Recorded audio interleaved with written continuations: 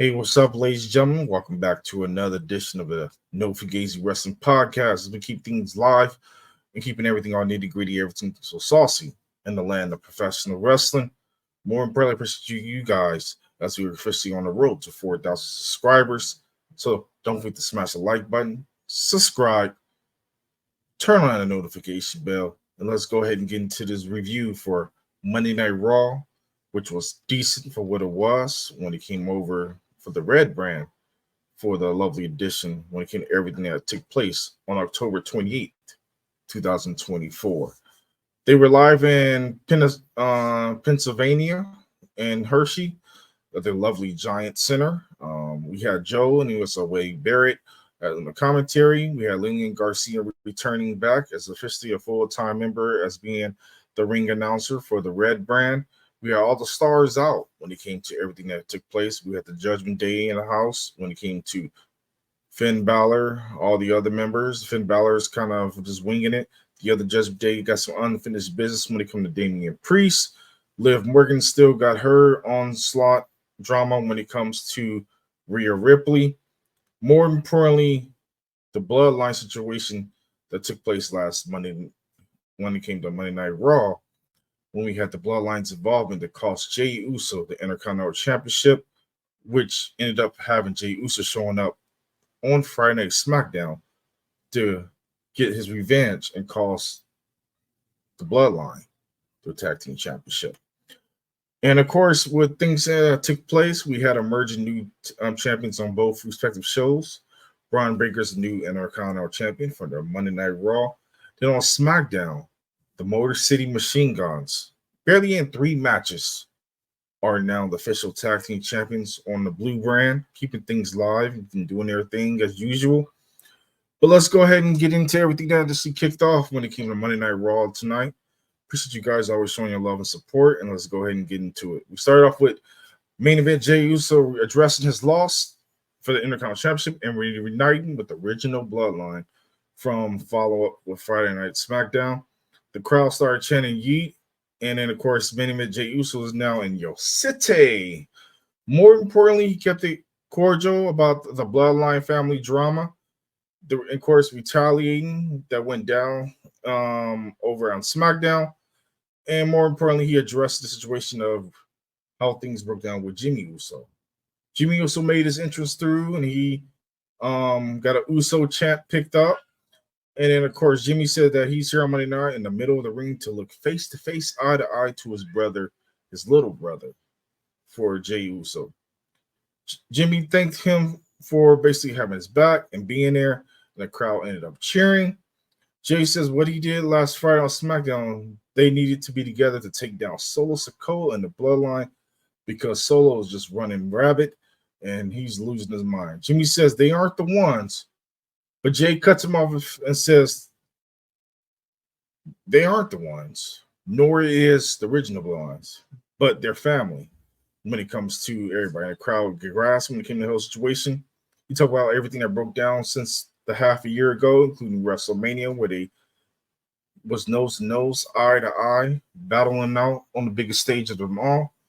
More importantly, the crowd understand the situation and they aren't confused anymore about the whole situation. The crowd chatted Yeet, of course, when it came to everything that happened. And Jimmy goes on to hug him, but Jay pushes away and says they need to fix things first. And on this go around, and they are no side piece or yes man when it comes to Roman Reigns. Of course, Jimmy invited him to SmackDown to squash things with Roman Reigns and see how things may be smoothed over. But before Jey Uso got an answer, the Tongas showed up. We end up having Tama Tonga and Tongaloa coming down to start a brawl out with the Usos, which I'm looking so forward to seeing how things may pick up when it comes to their new Bloodline versus the Usos. More importantly, Solo Sikoa showed up as well with his right-hand man when it comes to no other his enforcer, Jacob Fatu. He ended up sticking them directly on the Usos. They ended up was in a 3-on-2 beatdown. Solo looked on after everything broke down. He was giving more barking orders to take out Jimmy and Jey Uso. They tied up Jimmy Uso on the ropes. They beat down Jay Uso in the corner put a chair around his neck. Solo gave orders for Jacob Fatu to go for the kill shot for the senton into the corner, but Jay removed it after as soon as Solos gave orders for Jacob to go full speed. Jay Uso yeeted the chair directly at Jacob's face like it's WWE 2K24. And it was kind of nice to see those kind of action. I see chairs getting thrown around again. It was a great feeling. The Usos got the comeback as the faces ended up putting the beat down to the Bloodline, showing their true dominance with a couple of clotheslines, a couple of super kicks. The crowd really got behind the situation. Adam Pearce came down with security and staff at the ringside to break things up. Solo Sikoa was holding back the new Bloodline. Jimmy and Jay was basically catering to the crowd, more importantly. But they kept things cordial, and things were looking good as the Usos were standing tall with a nice, great opener when it came to Monday Night Raw. Then they go into a commercial break and they come back and talk about the tag team main event from WrestleMania Saturday, which will debut. Of course, WrestleMania 41 tickets, which we're going to sell, which is a no yeet, 100% from my own personal opinion. I feel like it's a bummer that they went in this direction, and those tickets are way too expensive for any casual WrestleMania person that usually goes every single year. Now it's heading to those momentum of going to Super Bowl prices. I figured it was going to go in this direction, which is a matter of time until things really was going to change up and go in that actual direct direction when it came to everything that had happened. More importantly, it's going to be interesting to see how Vegas kicks off with that weekend when it comes to are they going to bring the prices down? But Ticketmaster overpriced everything, and ain't no way nobody's paying nosebleeds almost close to $2,000 just for one night. So hopefully they change that up and go in a different direction with how they're gonna push everything for the grandest stage of them all at WrestleMania. Backstage, we got Adam Pearce. He's arguing with the SmackDown General Nick Aldis on the phone about controlling his roster. The Judgment Day, of course, walks up to him, which is Dirty Dominic Mysterio, says that he is ready for a world title match. Pearce says he doesn't have time for them tonight, but he'll get to him when he possibly can. And Dominic says he will face a former world champion if he knows very well, as in Damian Priest. Finn Balor says no one knows Priest better than him, and there is a reason why they call him the Punishment. Mysterio says that they don't believe in him, but will go out by himself and show them what he's made of when it comes to not only try to get the victory over Damian Priest, but show that he's ready for the world title match. We get ready for a banger of a match. Luigi Kaiser taking on Sheamus in singles action, which was pretty decent. Everything you truly could have asked for. We had Sheamus ended up getting the upper hand by getting the match cleared out. A lot of back and forth. This match was hard hitting as you got. Sheamus was able to pick up the victory by hitting the Brill kick by securing the 1-2-3. This match was pretty decent. I give it a 3 out of 8. More importantly, I enjoyed the course of how everything was flowing when it came to Monday Night Raw. And you got a really great match out of it when it came to Sheamus and Luigi Kaiser. We get a video package of Rhea Ripley, who says Raquel Rodriguez would try to paint herself as the victim when Rodriguez betrayed her. But it was malice and the ego. Everyone she has done to her and Liv Morgan has been deserved. More importantly, she says that she has mistakes in the past, for sure. And not only that right now it seems like Morgan and Rodriguez wants to be the ones to cry about it, or we could call them the cry about it squad. Ripley only wants her women's world title back, and you have to kill her to stop her when it comes to that situation. It was a decent promo. Everything about it was great storytelling. I look forward to seeing more of what's going to happen between this whole situation with Rhea Ripley and Liv Morgan. Jimmy and Jey Uso walking backstage. They greet Sami Zayn. They have a nice little moment. Of course, Jay's on good terms with Sami. Sami kind of gives Jimmy the cold shoulder. Sami just wasn't feeling it. He asked Jimmy to step away. Jimmy gives his little me mug look and walked away. Shane asks if everything is fine with him after everything Jimmy did. Is he going to squash the beef with Roman Reigns? Jay says Solo is worse. Zayn reminds him, Jay, that Reigns is the head for years. And he says he doesn't want to be picking sides, but Jay doesn't need to get involved. And this isn't a fight anymore. He stepped out as a man of his own, became an Intercontinental champion, and did a lot of great accolades on his own. But of course, Jay cut him off and says, "You're not family and you don't understand." Jay walks off and Zayn looks upset, which is kind of cool. He is the original honorary Uso, but I think if anything, it's gonna be kind of intriguing to see how things may kick off. We get the video package from the World Heavyweight Champion Gunther. He had a lot to say in his promo about Cody Rhodes, the golden boy of this generation. He said Rhodes is a gutless champion, but this is a champion versus champion for a newly established Crown Jewel Championship. Rhodes dragged the people he is closest to in his match, and this time it is Randy Orton.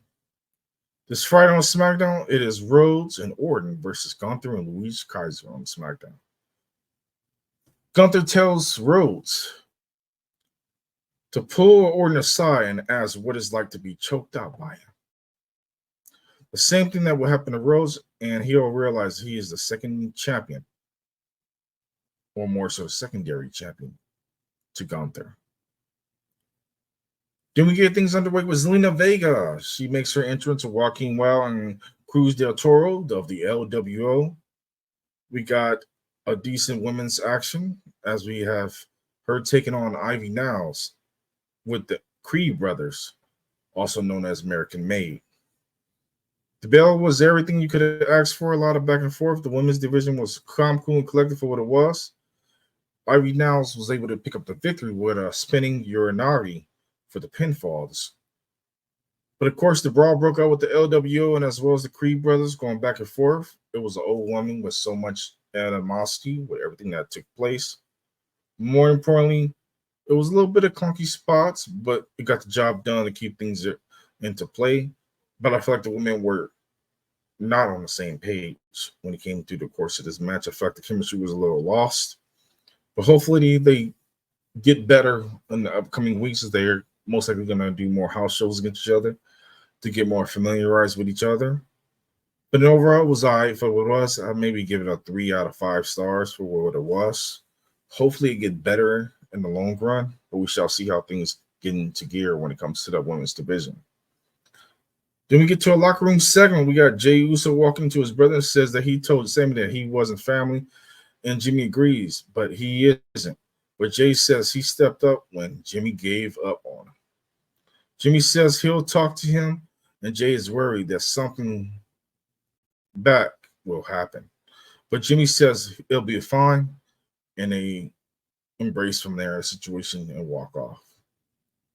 We get Seth Rollins, who previously comes down.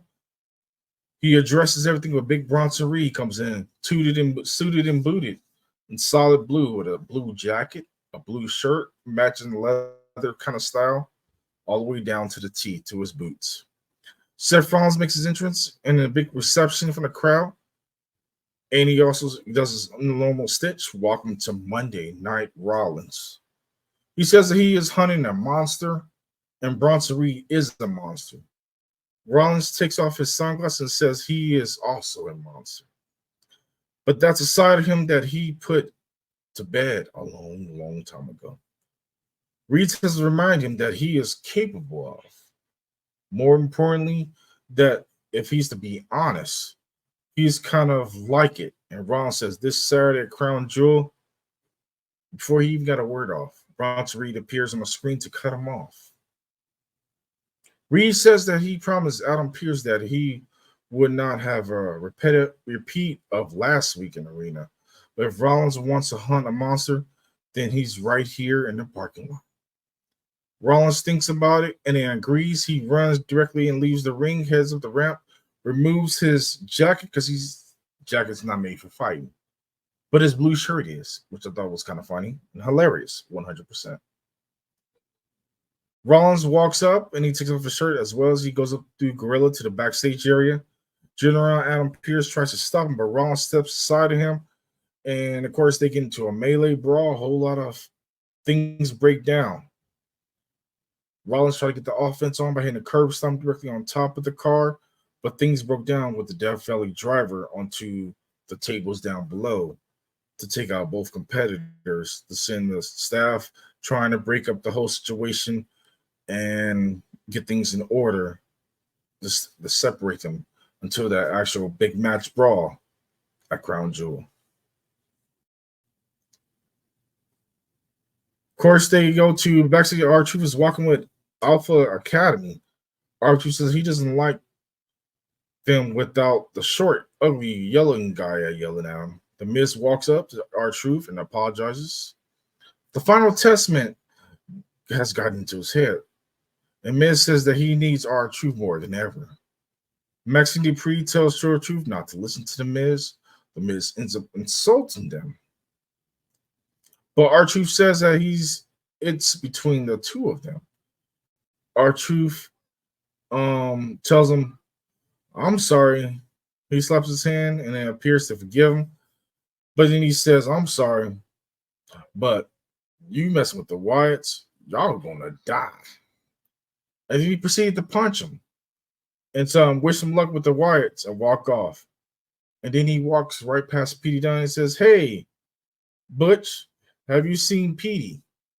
And of course, that gives a little sneer from Pete Dunne, as that might be setting the next feud, Pete Dunne versus R-Truth. But it was a funny one from that backstage segment. Then we get ready for the World Tag Team #1 Contenders, not containers, tournament. This is the final tag team match between the LWO, Rey Mysterio and Dragon Lee, versus the War Raiders of Eric and Ivar, versus the New Day of Kofi Kingston and Xavier Woods. This match was a lot of back and forth, a lot of smash mouth things for everything you could have got for it. Xavier Woods was getting frustrated through the course of the match. A lot of near falls from every single respective players. The War Warriors, the War Raiders was doing anything. They was handling business, 100% being the true big man in the match. A couple commercial breaks in between the course of the match. Rey Mysterio was doing his thing. Dragon Lee, always impressive, but he keeps getting too many L's. Mysterio hits Eric with a super Hurricane, a lead for Woods to break up the situation when it came down to the ending. Mysterio got the 619, but Chad Gable pulls Mysterio out and pulls him into an ankle lock. The Warriors hits Kingston with the springboard clothesline, German suplex combo for the 1-2-3. As that is setting up the next feud of the LWO continuation with American Made. As Rey Mysterio now has to not only deal with Judgment Day, but he has to deal with American Aid. But I think that's the new smash mouth battle is going on, LWO versus American Made. They finally got something for them, but I think they need to make the switch to the SmackDown brand. Backstage segment, The Miz is demanding to know where his security is. General Manager Adam Pearce laughs at him, and the final text walked up, and Karen Cross says he has a plan, but Miz will help him find Bo Dallas. When the Miz finds him, he can ask why he's not getting involved in Karrion's business. If Miz doesn't, he's going to break his legs. And Karrion means business. The Miz looks worried and he walks off. We get ready for the Smash Mouth match. The Punisher, Damian Priest, takes in on Dominic Mysterio. As we get ready for things to take underway. But of course, before we got the course, we had a couple commercials. Then we got a backstage segment of Jimmy Uso's walking backstage but can't find Sammy. Jey Uso asks if he found him. Jimmy shushes him up, but they are walking in the parking lot area, and they see Sammy talking to Solo Sikoa. What does that mean? Could be some conflicted situations. Jay looked conflicted, but we shall see what happens when it comes to the situation. Of course, we get Dominic Mysterio, who comes down with the Women's World Champion Liv Morgan and Raquel Rodriguez. We get the match underway with a whole lot of back and forth, a couple of commercial breaks in between. The match was good. Dominic Mysterio got the pinfall after a pinfall, but the post match was where things got irritating for Damian Priest. He took the beat down not only with a razor's edge, but also took a Southern Heaven, a couple of choke slams, beat down the rest of the members of Judgment Day, except Finn Balor, who was not there. But pretty much Carlito got the beat down, and things went off the rails as Damian Priest got not only shook up when it came to the main event, but things broke down with the course of how things were breaking down 100%. After everything had broke down, that was the conclusion of the main event. But more importantly, it was interesting to see what may happen through the course of the Monday Night Raw brand. I appreciate you guys coming through and showing your love and support. Don't forget to smash the like button, subscribe, and hit the notification bell. If you made it to the end of this video, I appreciate you guys 100%. Salute to you guys for hanging in there through the course of this whole entire close to almost 20-minute video. Until then, I'll see you guys later. Peace.